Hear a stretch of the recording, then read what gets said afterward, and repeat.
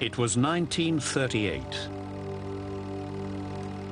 This footage, never before televised, was shot by an American family on holiday in Germany.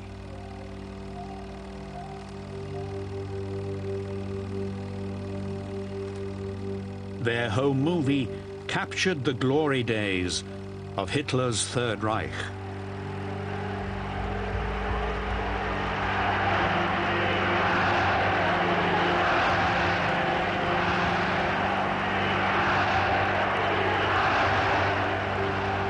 One nation, one people, united behind one leader,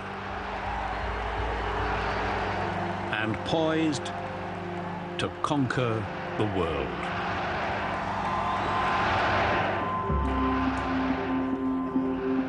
No longer does a German need to be ashamed to be German. We once again have our honor.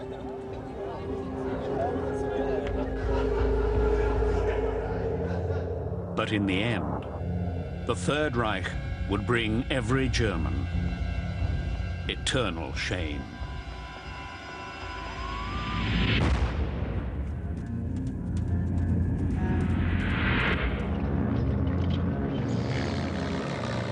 You mark my words. If we are defeated, we will be given no quarter.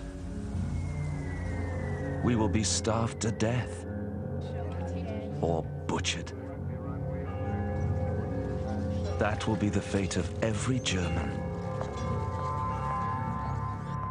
whether he is a Nazi or not.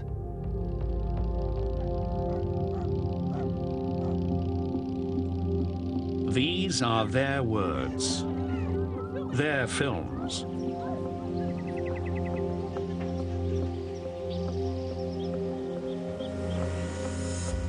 This is the fall of the Third Reich.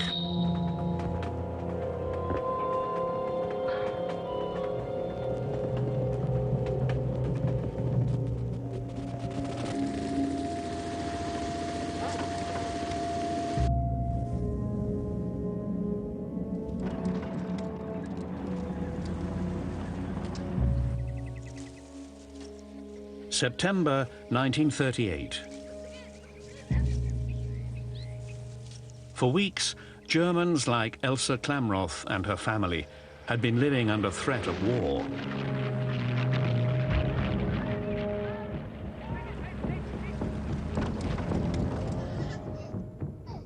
At the time of her daughter Vibke's birth, Hitler had demanded that the Sudetenland, an area of Czechoslovakia, be returned to Germany.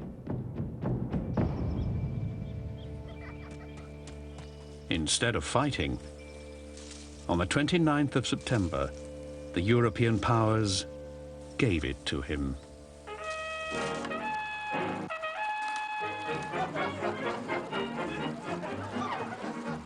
Now Vibke's father wouldn't be going to war after all.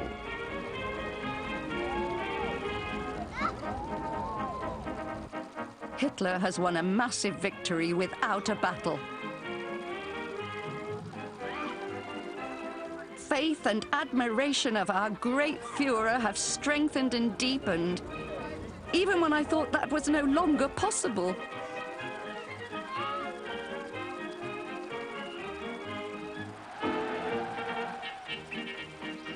Nobody wants war.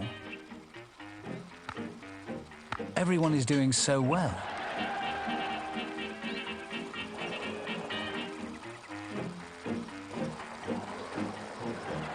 We're earning money. We have a car, a refrigerator, a record player. What is the point of war?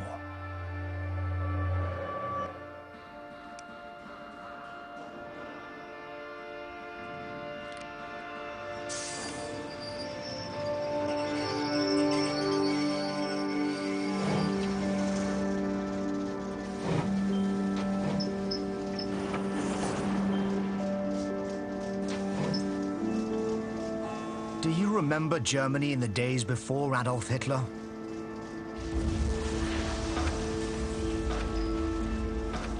Tens of thousands of factories had closed their gates. Millions of workers lost their jobs. Now the nations around us look with amazement when they see the unprecedented economic growth that has occurred in Germany over the past 5 years. The German miracle.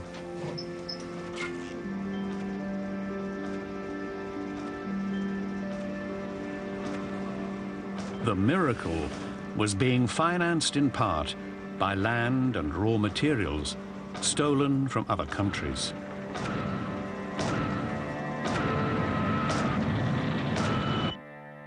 But if you were German, what mattered was that there was regular work and even state-subsidized leisure.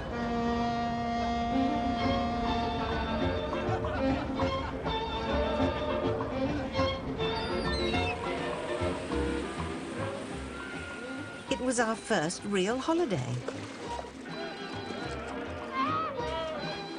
6 meals a day, lots of courses at lunch, served by uniformed waiters. There was music, dancing, new films, and lectures. Before, only the rich could do that.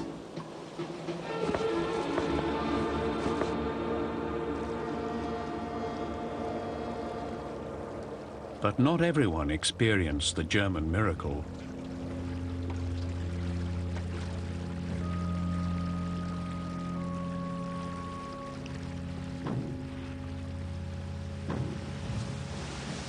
This cruise liner, the St. Louis, took workers and Nazi Party leaders on excursions to Italy, Norway, and the West Indies.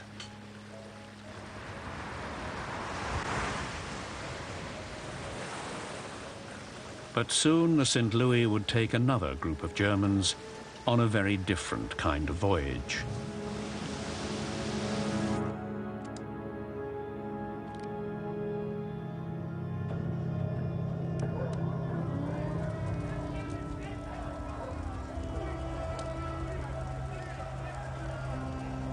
On the 9th of November, the Nazis unleashed a 2-day orgy of violence on Jewish businesses, places of worship, and Jews themselves.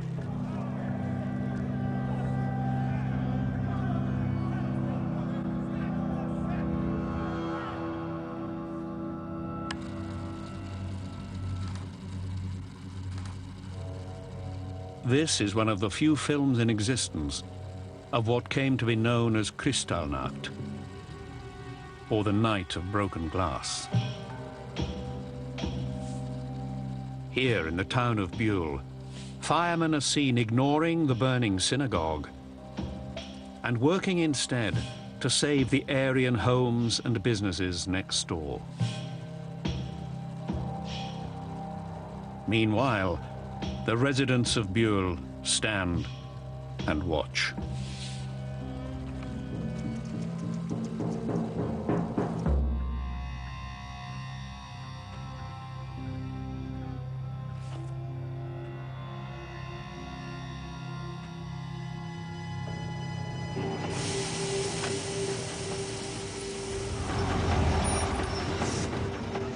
Today, the morning after,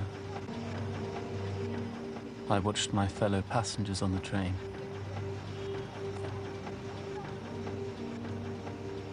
Only a few people looked up out of the window to see the burning synagogues.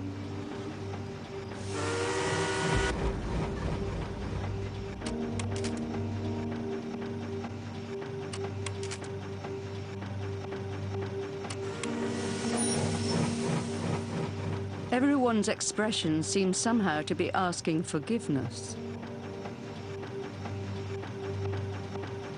But if everyone is ashamed, who smashed those windows?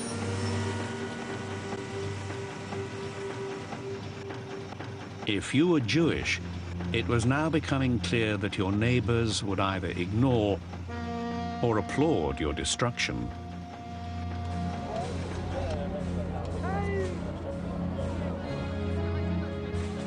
Our circle of Jewish friends is scattering to the winds.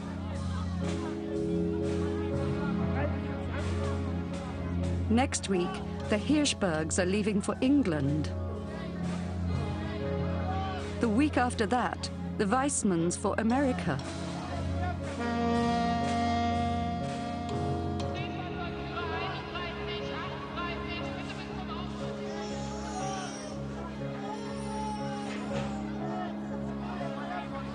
Everyone is making enormous efforts to get out. We personally are having no success.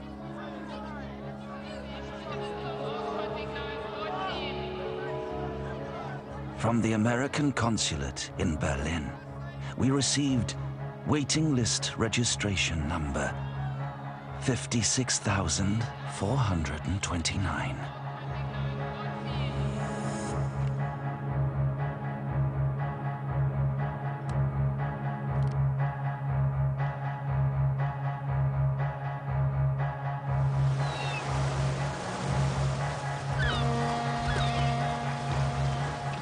In May 1939, the St. Louis sailed from Germany with nearly 1,000 Jewish refugees on board.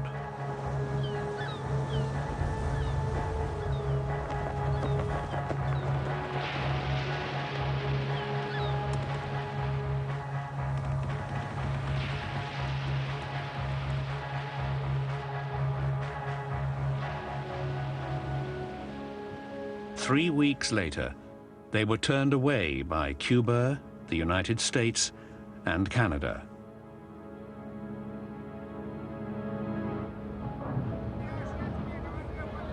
The St. Louis returned to Europe, where Britain accepted over 200 passengers. Within the year, most of the others would once again be under Nazi rule.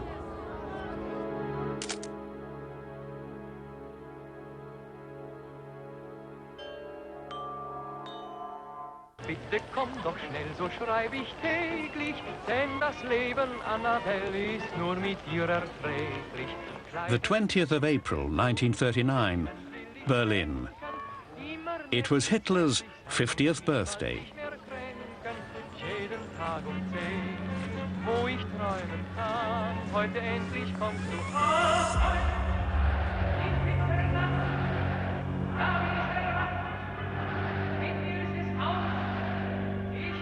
And this would be the biggest birthday celebration in history.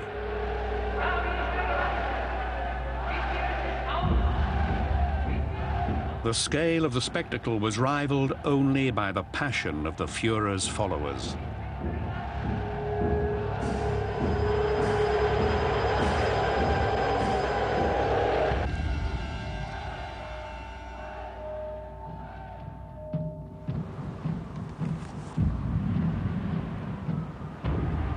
I witnessed the festivities.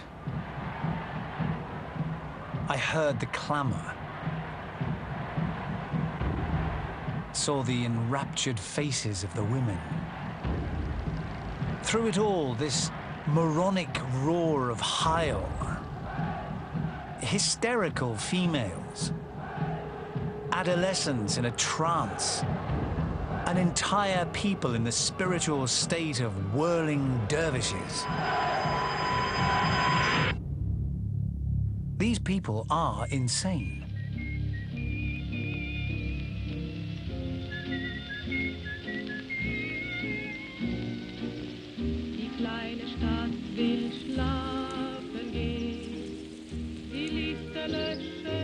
Dear Führer, I wish you, for the completion of your 50th year of life, God's greatest blessing.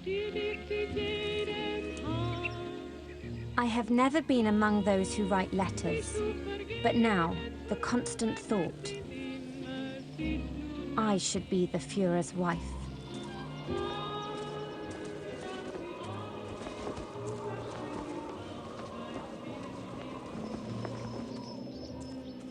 I want to give Uncle Hitler something on his birthday, but I don't have anything. Mummy had to write this since I'm only 4 years old. The summer of 1939. Here in a small town near Chemnitz, the Wurstner family was filming their son Konrad and his little brother in their garden. The title card here reads, "Konrad wants to go to the party rally in Nuremberg."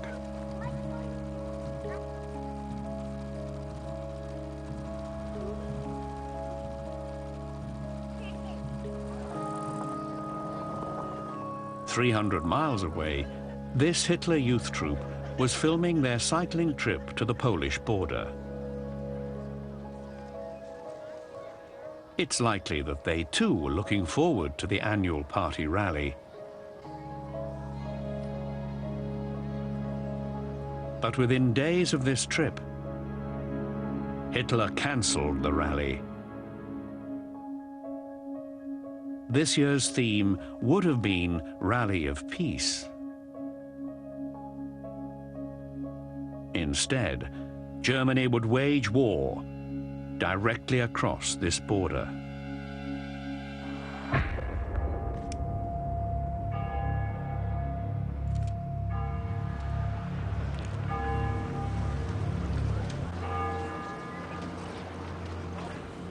During the summer of 1939, if you went to the cinema in Germany, you would have seen propaganda films like this.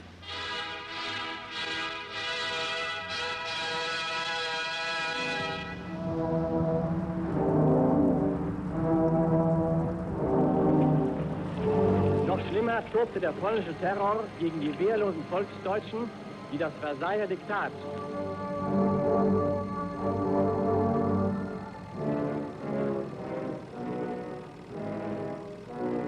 Die unerträglichen Provokationen gingen allmählich so weit, dass sogar deutsches Reichsgebiet nicht mehr verschont blieb. The Nazis claimed that the Poles were terrorizing ethnic Germans near the border. In truth, 21 of these attacks had been staged by the Nazis themselves to justify war.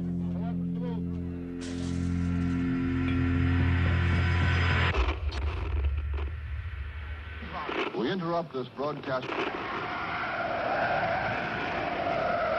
The few who have just arrived to address the Reichstag, which has been called an extraordinary session. Heute Nacht zum ersten Mal auf unserem eigenen Territorium, auch mit der Reichstag. Poland, for the first time this evening, has shot at regular soldiers upon our territory. Und von jetzt ab wird Bombe mit Bombe verfolgt. From now on, bomb will be met by bomb.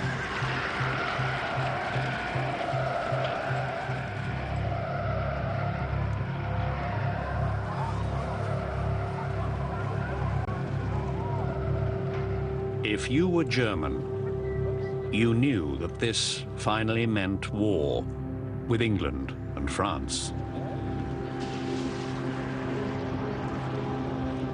Another world war. But you may also have believed, like Hans-Georg Klamroth, that you had no choice but to defend German blood and German honor. Dear Elsa, if I survive these hours, I shall certainly think of them every day. It would be a pity if I were to die. And sad for you and the children. But what are we compared to the greatness of destiny?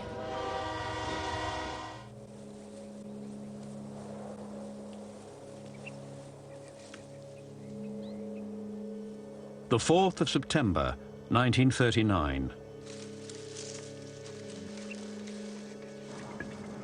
Day 4 of Germany's assault on Poland.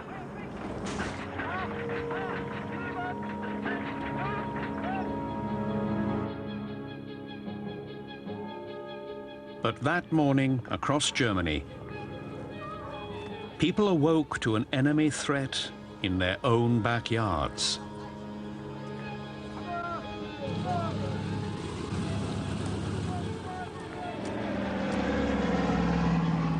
Sometime in the night, British bombers had flown into German airspace and dropped 13 tons of propaganda leaflets on the people below.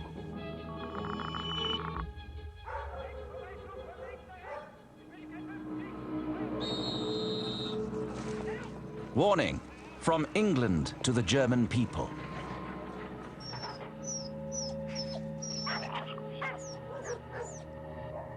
The truth has been withheld from you. You cannot win this war. We will not relent. Pass this leaflet on. Meanwhile, in Poland, German bombers were leveling cities.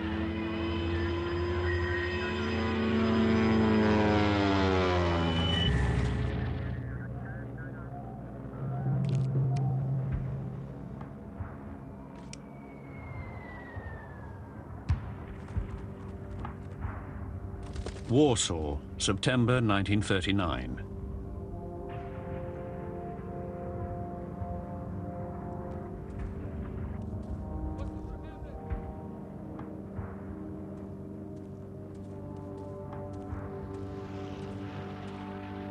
American filmmaker Julian Bryan was the last Western journalist left in the city during the Nazi siege.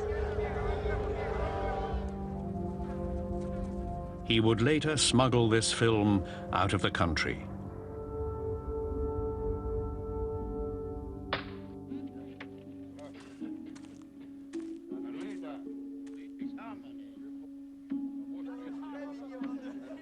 One day, I had a chance to take pictures of 20 or more German soldiers.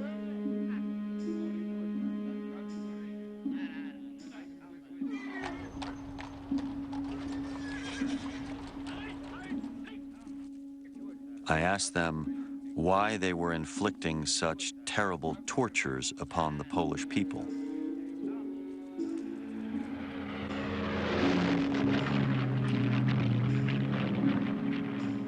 They answered as one. Wir müssen. We must.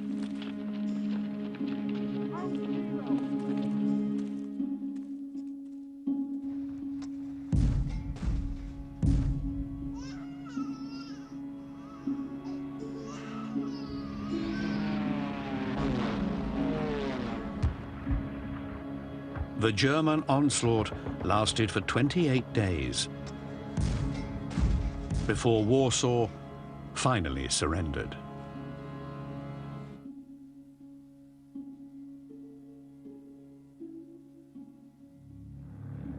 Hans-Georg Klamroth wrote to his wife from the city.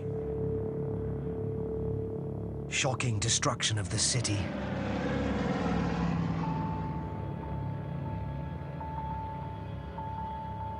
If they had surrendered sooner, it wouldn't have happened. But the Poles are very proud. They hate us, and I can't blame them.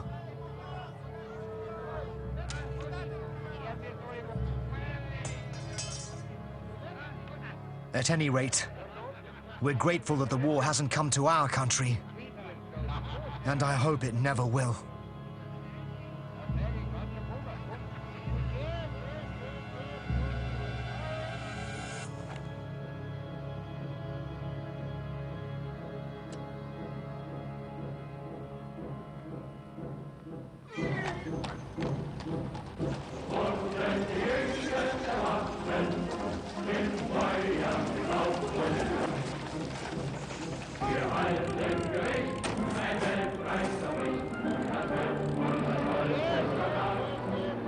And now for England. I haven't the slightest idea of what will happen to me. This much I do know. Germany will prevail. Even if Europe has to be turned into ruins and ashes. We are the children of the gods. And they are most merciful.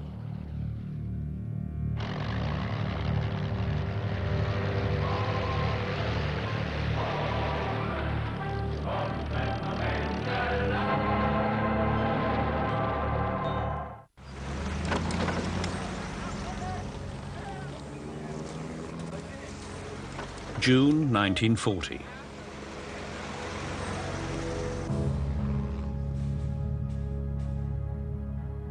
In only 6 weeks, Germany had conquered the Netherlands, Norway, Denmark, and Belgium.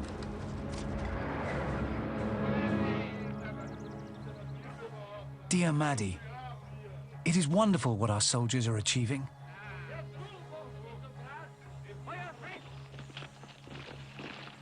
Today, we can be proud to be German sons and daughters.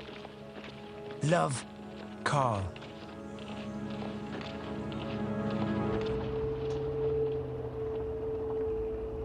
But as the Nazis spread throughout Europe, so did stories of their atrocities. Slave labor, deportations, massacres.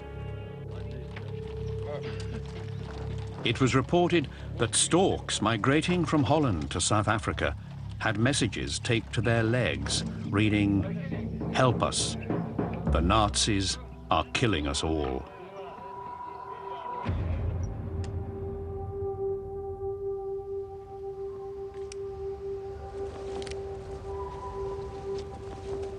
By mid-June, Germany had also conquered France.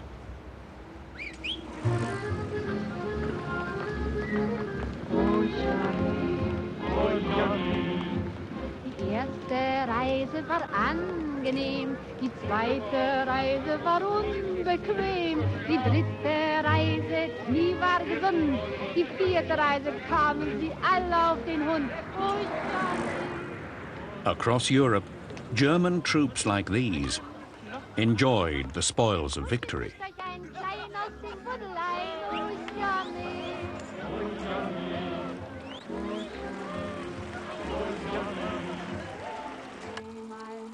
Some, like Walter Lenger, filmed them.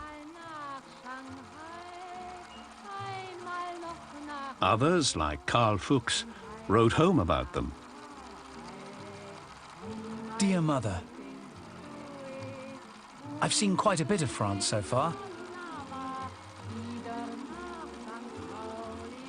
But again and again I say to myself, there's nowhere as beautiful and clean as our great German fatherland. Yours, Karl.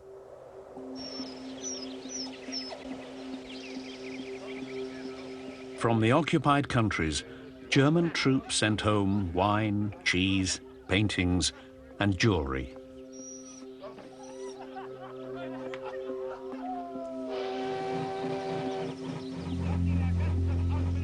From Poland, they also transported people to be used as slaves.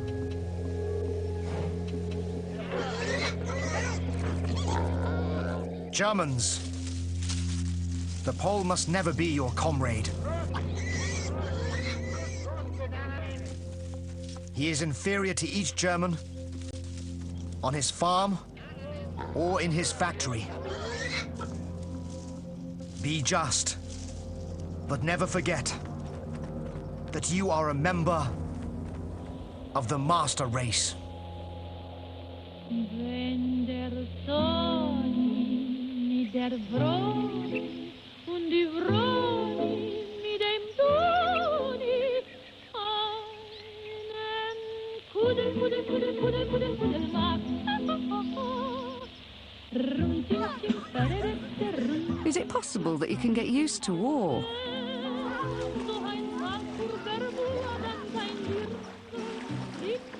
We still have our comforts and warmth.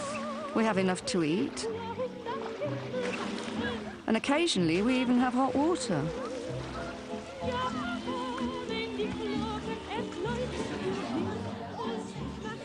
When I think how terrified we were of air raids before the war, you could almost call them harmless.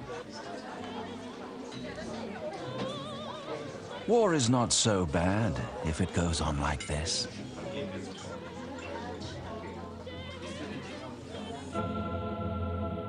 But it would not go on like this for long. The fall of the Third Reich would begin in the east.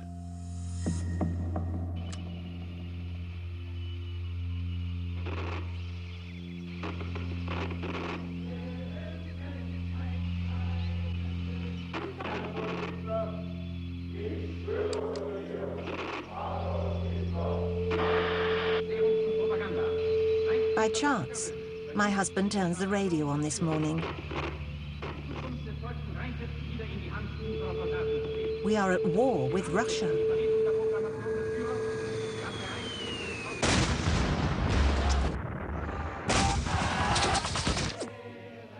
It was the 22nd of June, 1941, and 3 million German troops were invading the Soviet Union.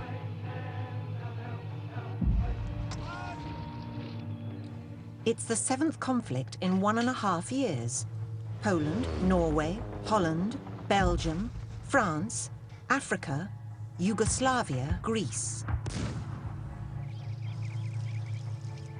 Well, our people are so patient and strong. We're now taking on Russia as well. No one doubts that we will win there too.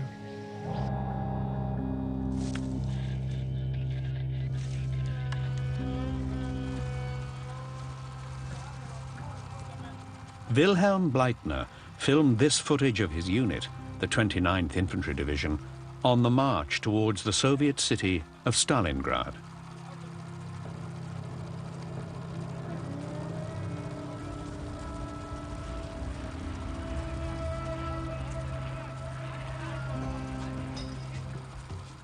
He and his comrades expected the Soviet Union to surrender in less than 5 months.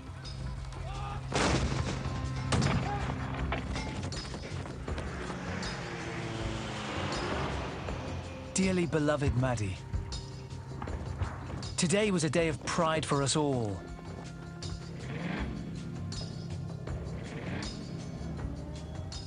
Victoriously, we marched into Lithuania.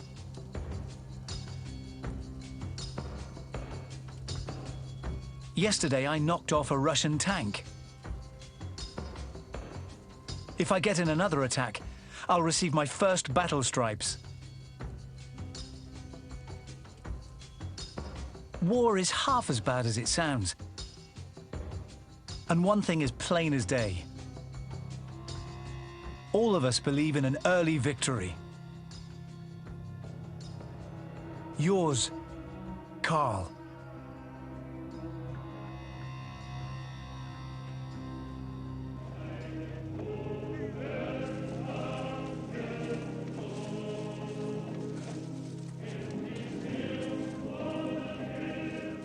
Dear Mrs. Fuchs, I have the sad duty to inform you that Karl was killed on the field of battle.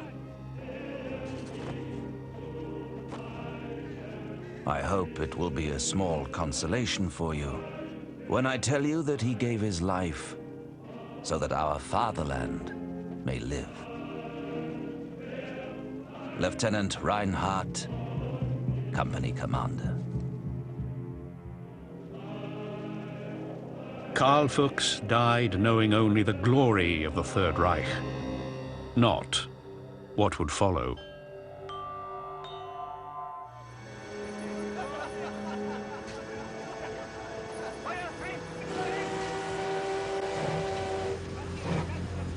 It was summer 1941. And these German troops were among the 3 million spreading east across the Soviet Union.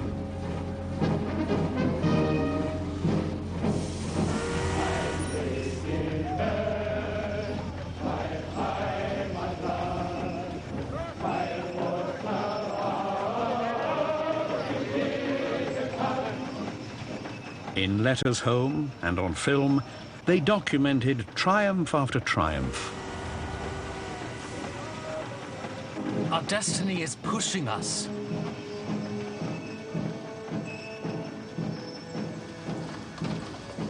There is nothing but victorious encirclements, advances, and extraordinary numbers of captives and booty from the Russian campaign.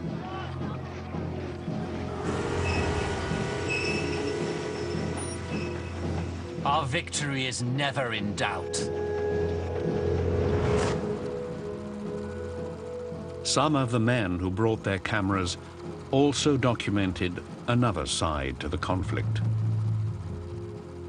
The films you are about to see depict violence and mass murder.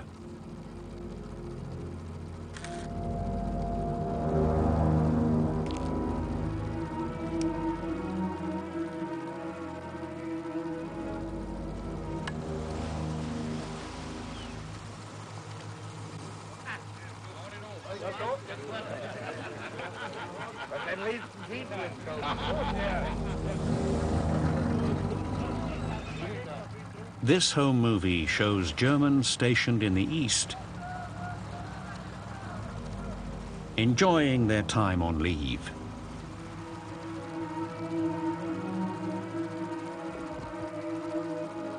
But the rest of the film on this reel was shot in Zlozich, Ukraine.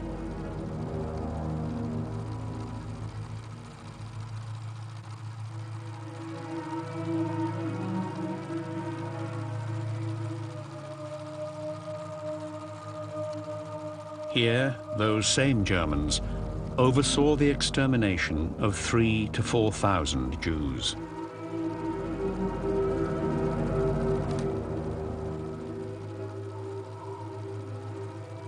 This is Libau, Latvia.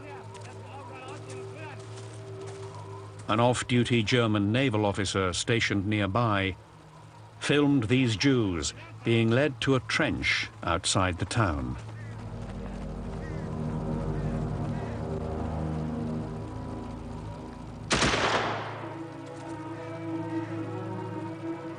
The killings continued until the trench was full.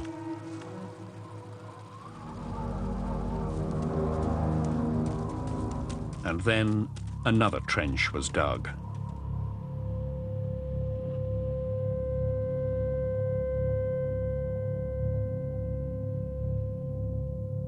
Beloved wife, dear children,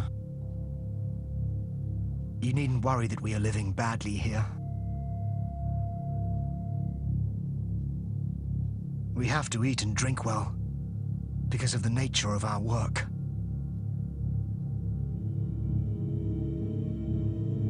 I do not want to write about it any further.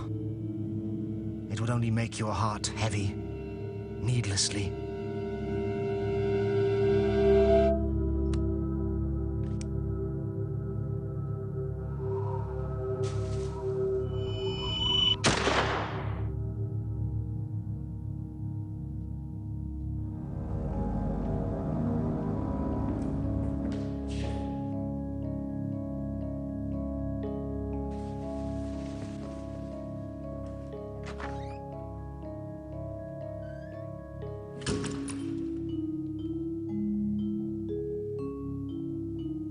This footage was filmed by a German soldier home on leave from the Eastern Front.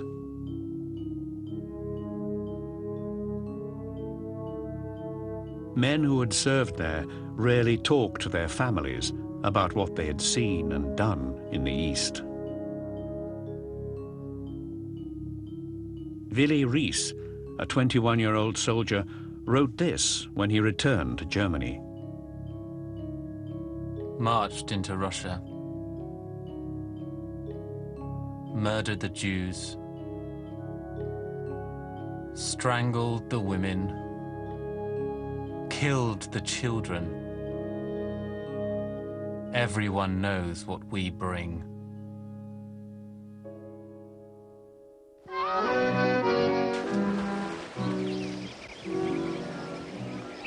It was the spring of 1942.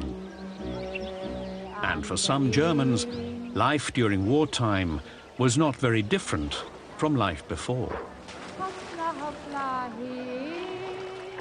But that was about to change. These home movies were filmed by Cologne resident Peter Fischer. Since it was Saturday, we took a walk through the forest. Then we went shopping for a few things. Tomorrow we'll take our usual hike and I'll bring the blanket. But tomorrow would turn out very differently for Peter Fischer and his family.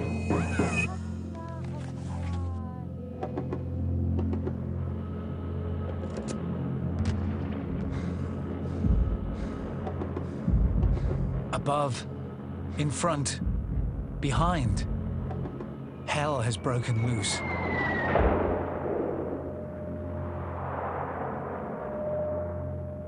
There had been air raids before, but nothing like this.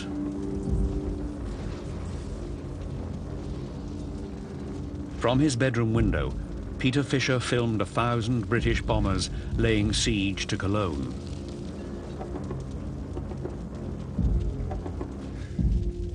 It was the largest air raid of the war so far.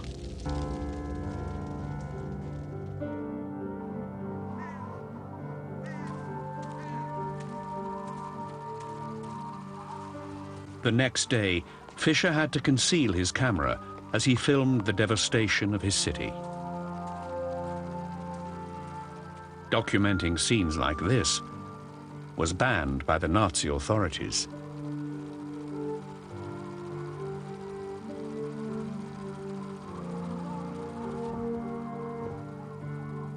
Men, women, and children lie dead under these ruins.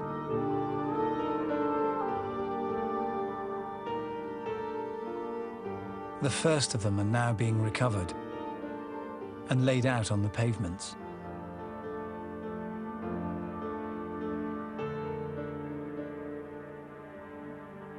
And Cologne was only the beginning.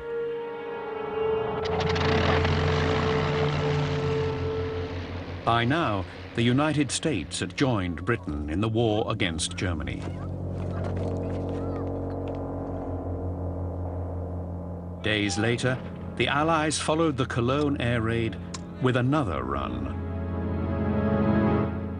This time, they dropped tens of thousands of warning leaflets over German towns. The leaflets read, "We are bombing Germany, city by city, and ever more terribly, to make it impossible for you to go on with the war."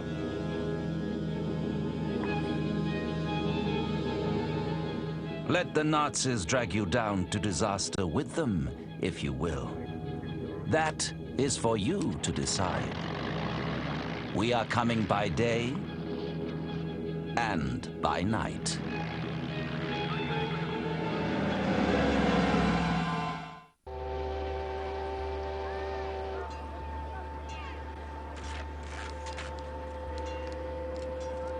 June 1942. If you were one of the 45,000 Germans made homeless by the Allied air raids on Cologne, you would have been processed here, in this refugee center outside the city.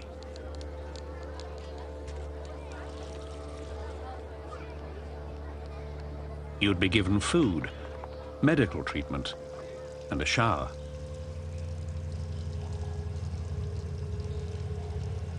And you might also receive personal items left behind by Jews who had once been your neighbors.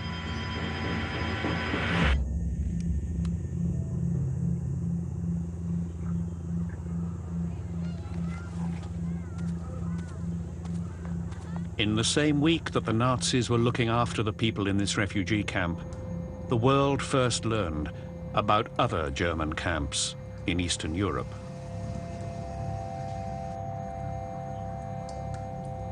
There, hundreds of thousands of Jews were being systematically exterminated.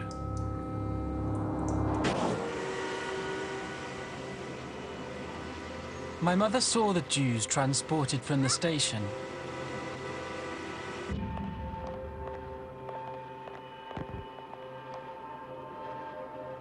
Their baggage was loaded separately into a freight train.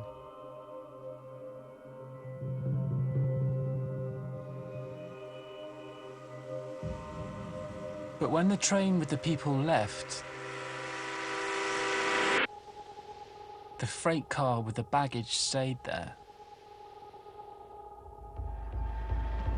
It didn't go with them.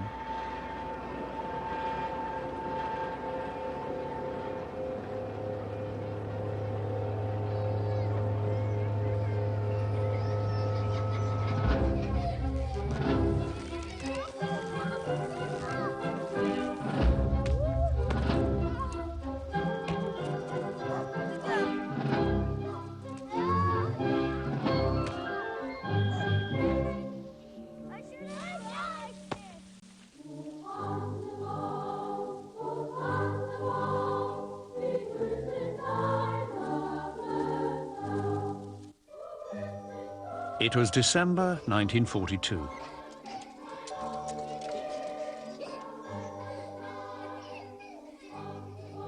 Josef Eckstaller filmed his children, Franz and Liesel, decorating the Christmas tree.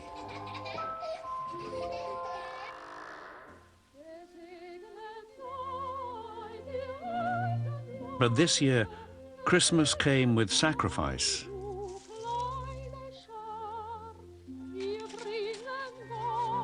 Food rations had been tightened.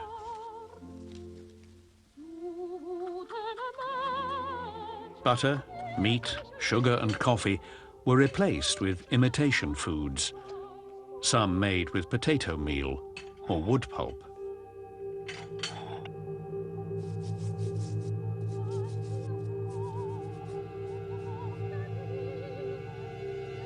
And for German soldiers in the East, it was much, much worse.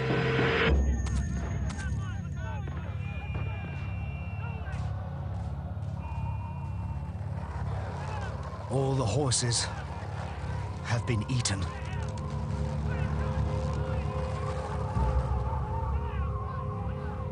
In the 10th year of our glorious Reich, we are standing before one of the greatest catastrophes in history.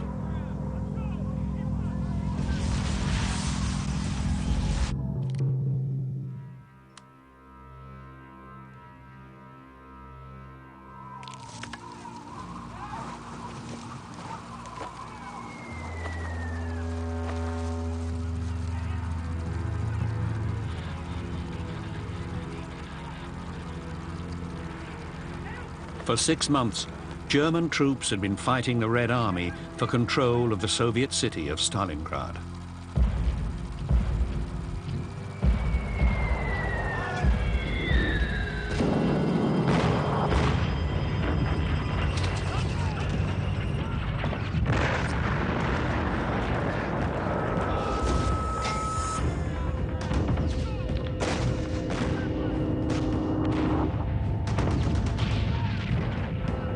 By December, the Soviets had surrounded the German troops.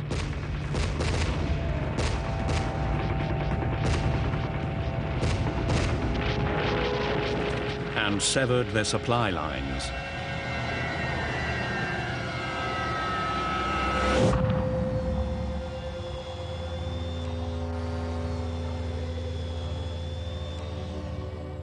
At home, Germans were told that their soldiers would rather die than surrender.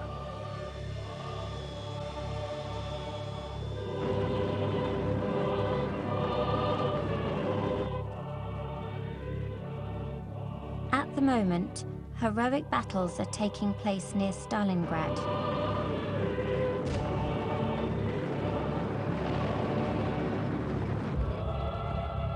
Our 6th Army is surrounded there.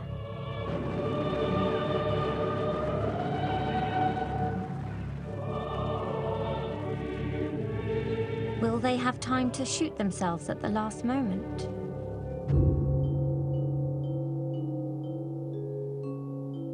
On Christmas Day alone, 1,280 German soldiers died at Stalingrad.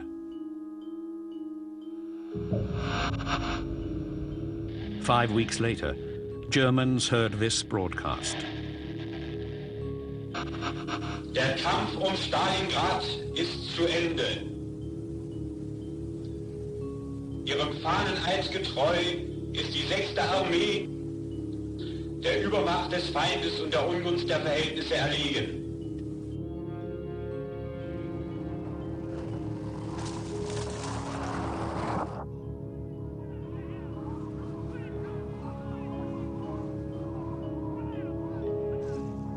In truth, 91,000 German soldiers had surrendered against Hitler's orders.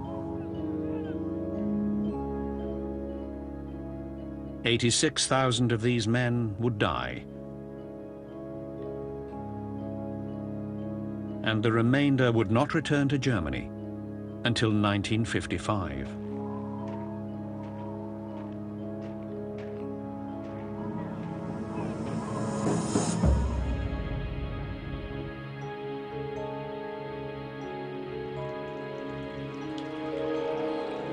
After Stalingrad, the German people began to doubt the Nazi promise of total victory.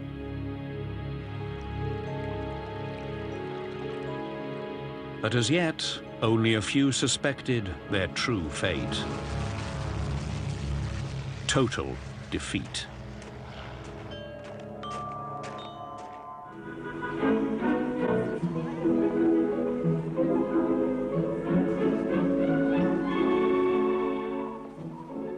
It was the spring of 1943.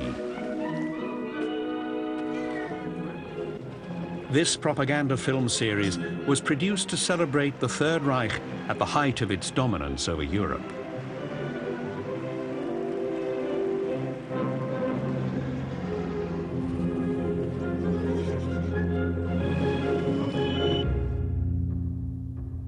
But for most Germans, life now looked nothing like this.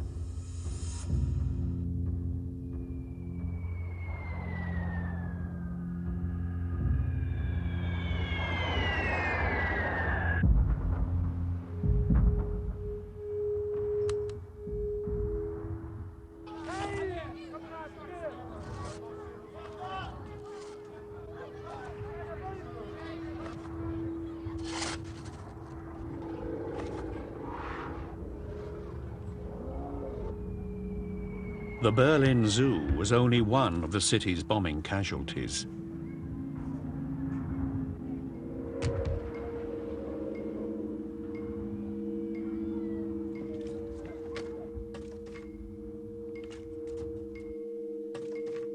In 1943, the Allies increased the tonnage of bombs dropped on Germany by 25 times. The British bombed by night, and the Americans in broad daylight.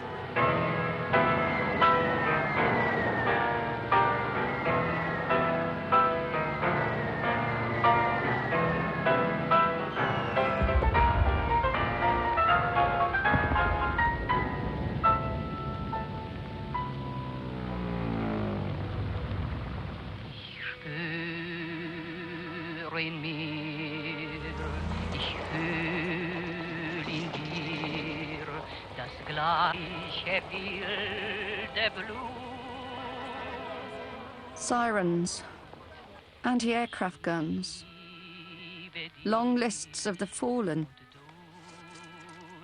gas and murder, mud and ice, human beings burned alive, and charred corpses. And yet we're told of a golden future and final victory.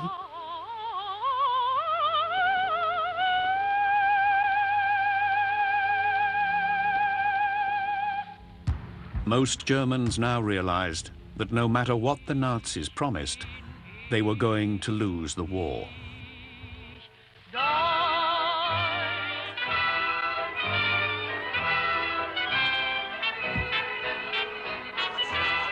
And so many began behaving as though they had nothing to lose.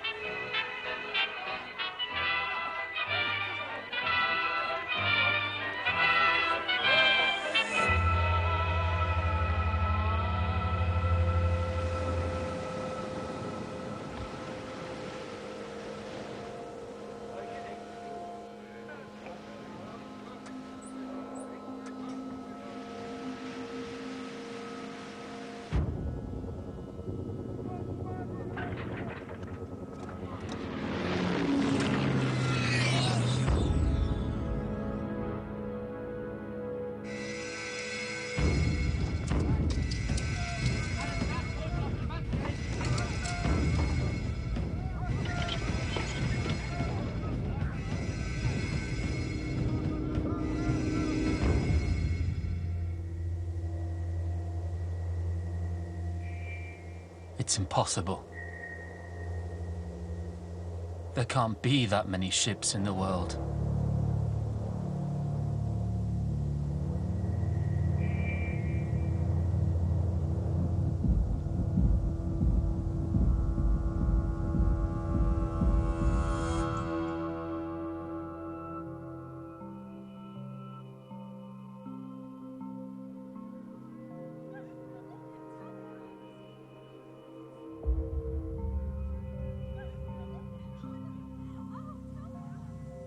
Here, on the outskirts of Berlin, these teenagers fled the war and the ruins of their city for a brief moment in the sun.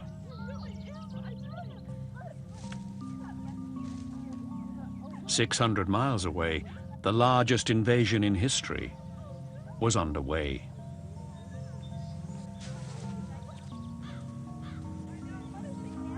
Like everyone else in Germany, these teenagers would soon be at the mercy of the approaching Allied forces.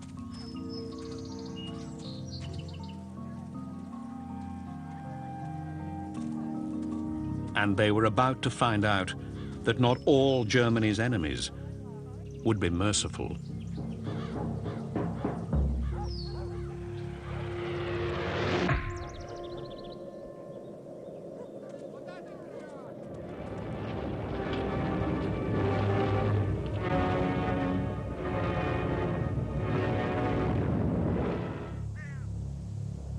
In this newsreel, the Nazis claim that here, in the German village of Nemmersdorf, 62 women and young girls were raped and murdered by Red Army soldiers.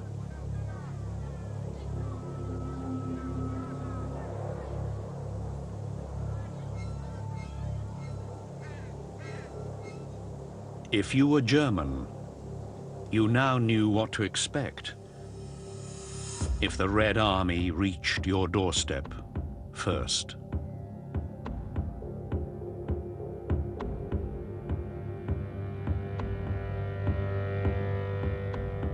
The hour of revenge has struck.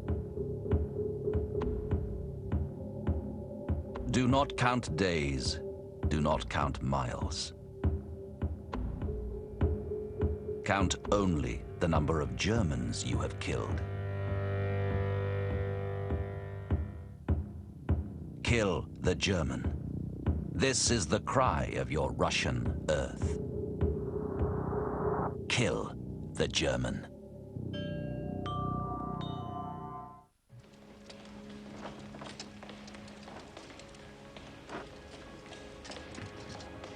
August 1944.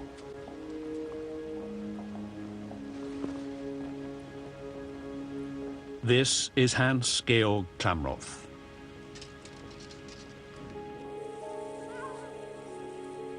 These are his home movies.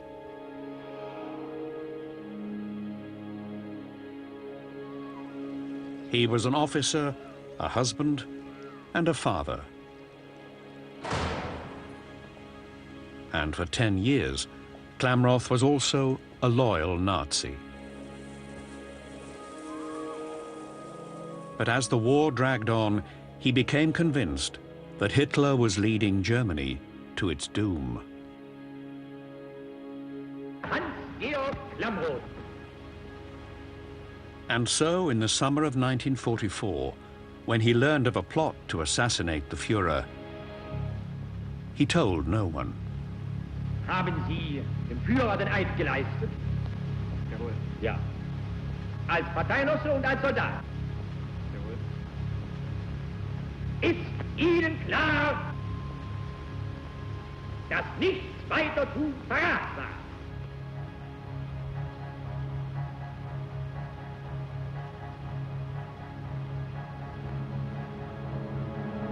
Nein! Hans-Georg Klamroth was sentenced to death by hanging. He wrote to his wife, "Teach the children to pray. I know now what it means." Hours later, he slowly strangled to death. His trousers pulled down around his ankles for Hitler's cameras. His family took one small comfort: that he did not live to see what would become of Germany.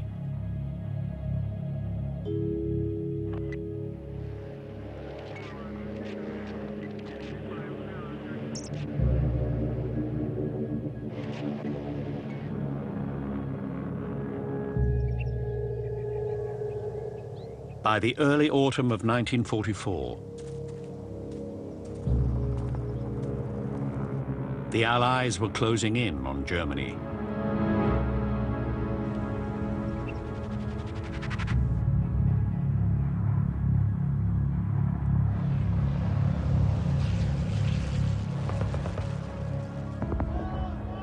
In the east, there was chaos. Millions of terrified German civilians fled from their homes ahead of the advancing Red Army.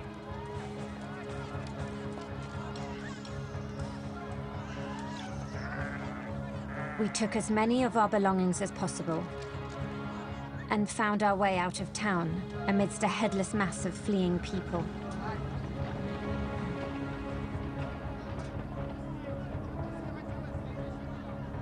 Behind us, the town was in flames.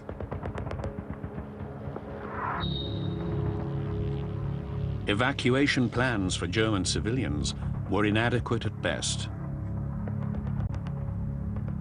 Hitler expected his people to stand their ground and fight to the death for the fatherland.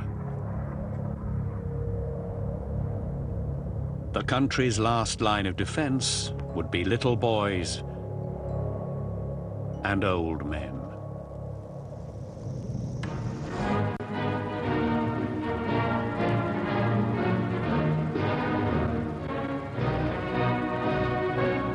Die Stunde des Kampfes für jeden Einzelnen ist gekommen.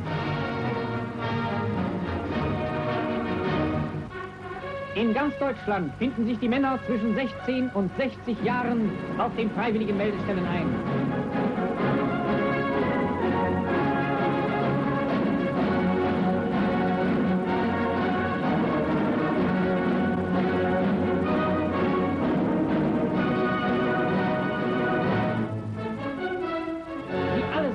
Den deutschen Schwur zu erfüllen. Sterben kann ich, aber Knecht sein und Deutschland geknechtet sehen, das kann ich nicht.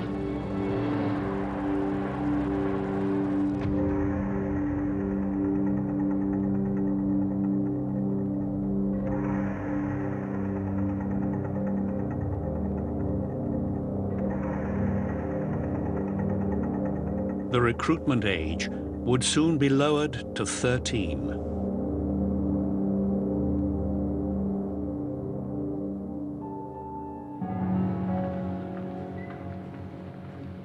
The 22nd of March, 1945. Allied ground troops were only weeks from Germany's capital. Hitler made his final appearance on film.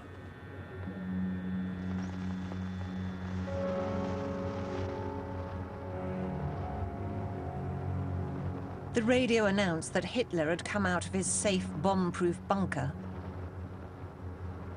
to talk with the boys who had volunteered to die for their Führer in defense of Berlin.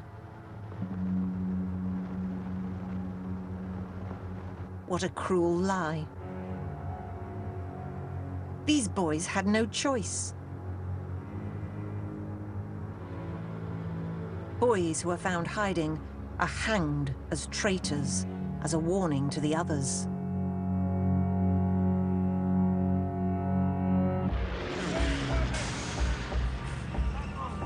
"300 miles west, American troops were taking Friedrich Kellner's hometown.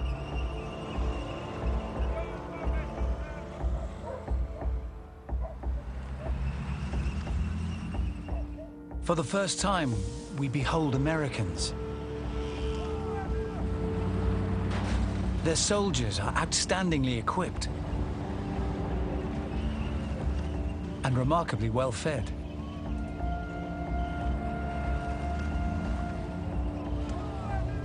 After a long oppression, finally the release. For our area then, the war is over.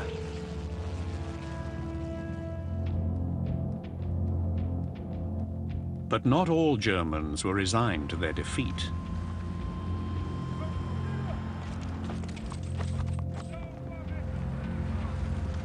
Many simply couldn't imagine Germany after the Third Reich.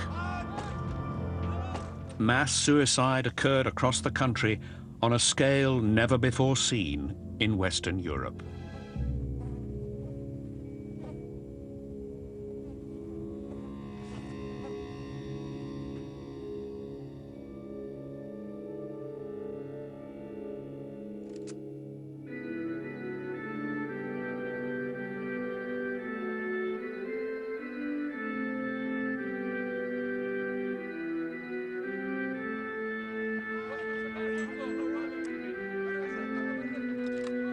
The last days of the Third Reich began on the 20th of April, 1945, Hitler's 56th birthday. More than 1 million Red Army soldiers were circling Berlin. Fewer than 100,000 German forces would defend the city.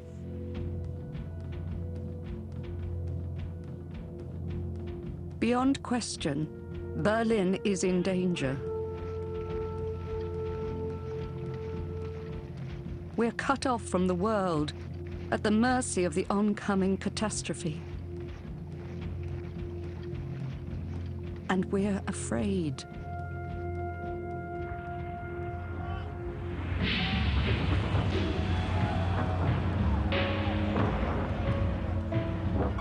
If you lived in Berlin in April 1945, you had no running water, no electricity, no food. And the last major battle of the war in Europe was being fought outside your front door.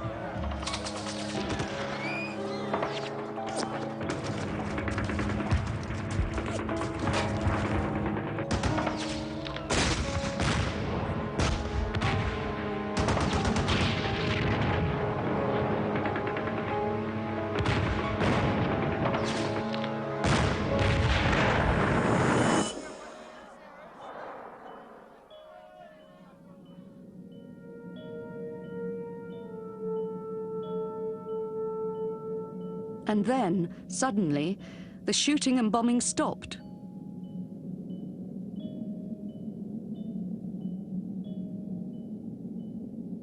What is left of Berlin is now completely under the control of the Red Army.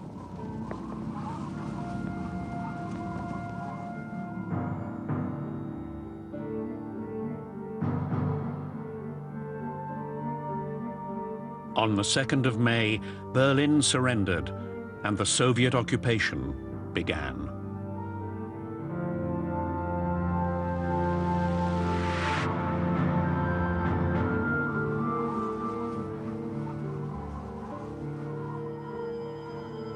That night, a horde of Red Army soldiers stormed into the apartment house next to ours.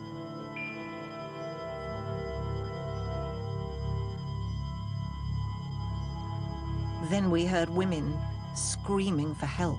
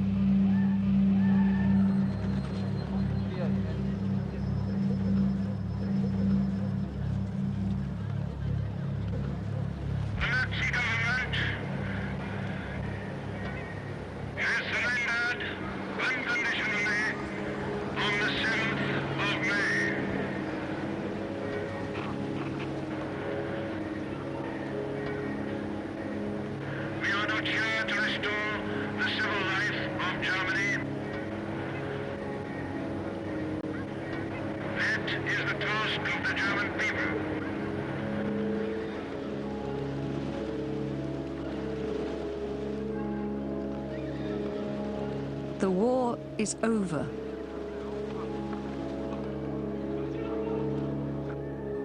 At this moment, the peace begins for us.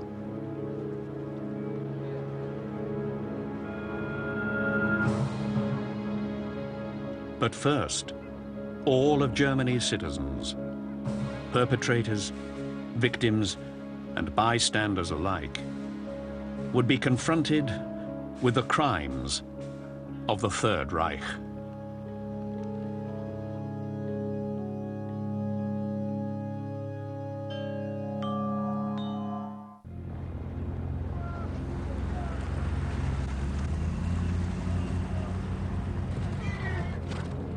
It was the 29th of April, 1945, 8 days before Germany's surrender.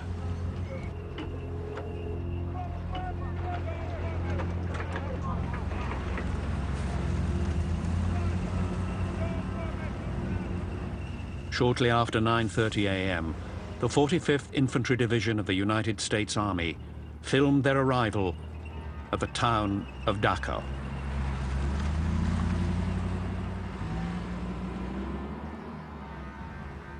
By now, these men had seen 511 days of combat.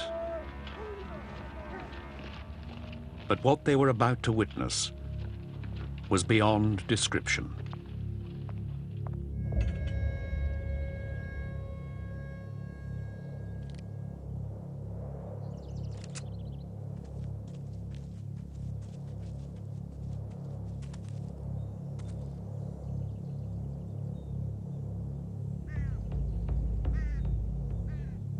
The first thing we came to was a railroad track leading out of the camp,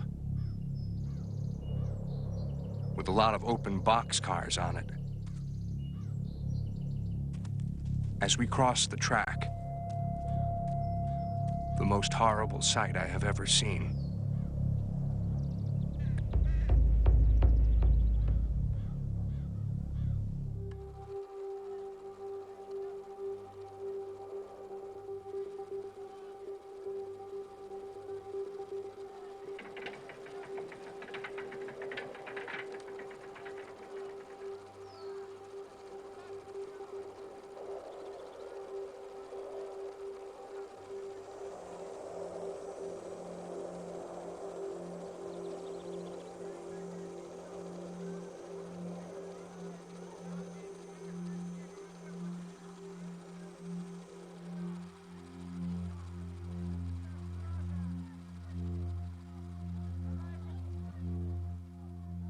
The day is over. This April 29th, 1945. I will celebrate it for the rest of my life as my second birthday.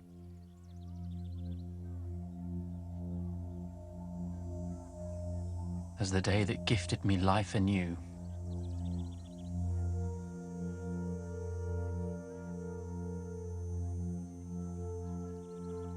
There were up to 20,000 camps and subcamps like Dachau throughout the Third Reich.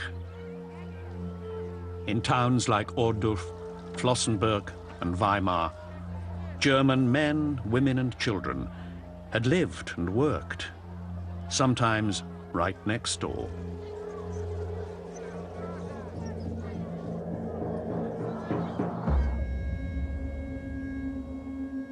Now they were told they had to go inside.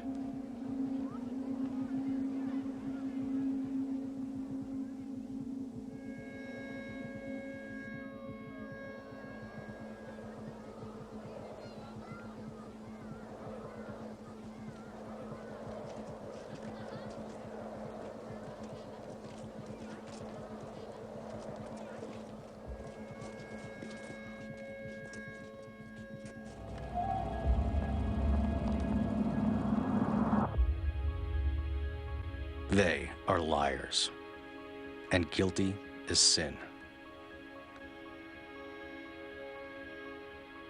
The people are to blame for their cowardice.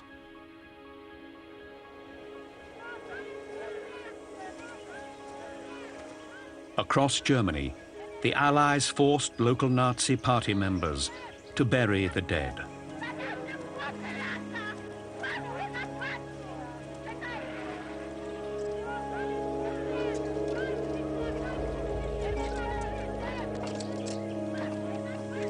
If you were German, you now understood that the world held you personally responsible for the crimes of the Third Reich.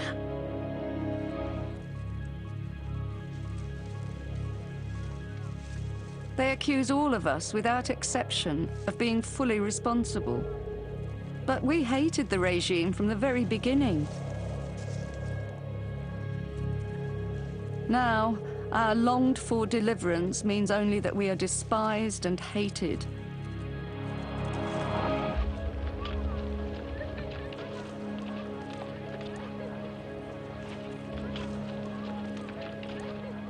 It serves us right.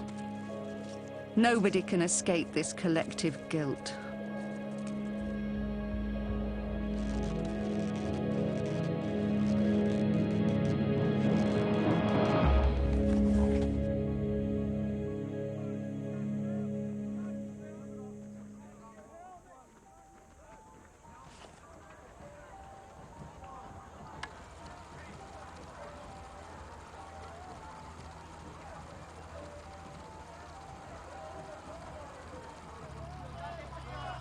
At the time of surrender, more than 11 million Germans were prisoners of war.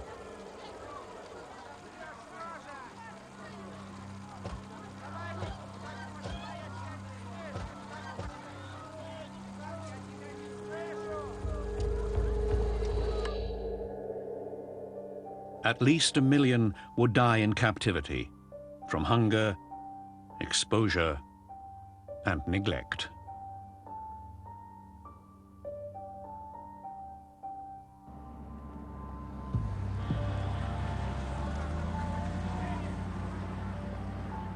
As the borders of Europe were redrawn, 12 to 14 million ethnic Germans were expelled from their homes.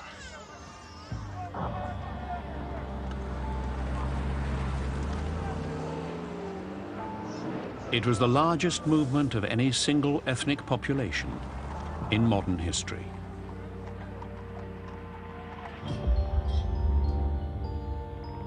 Devastation awaited them in Germany.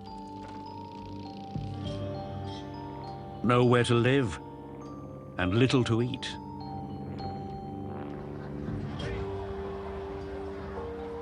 Millions died.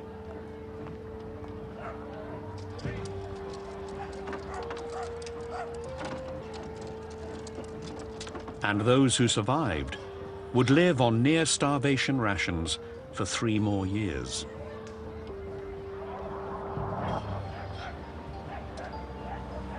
Despite all this, if you were German, there was only one thing left to do: rebuild.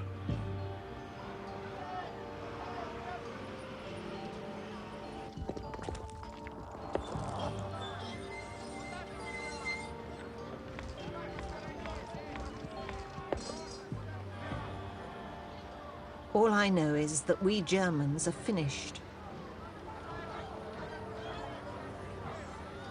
I can't change that. I just have to swallow it. There will be hard work and short rations. But the sun is still in the sky.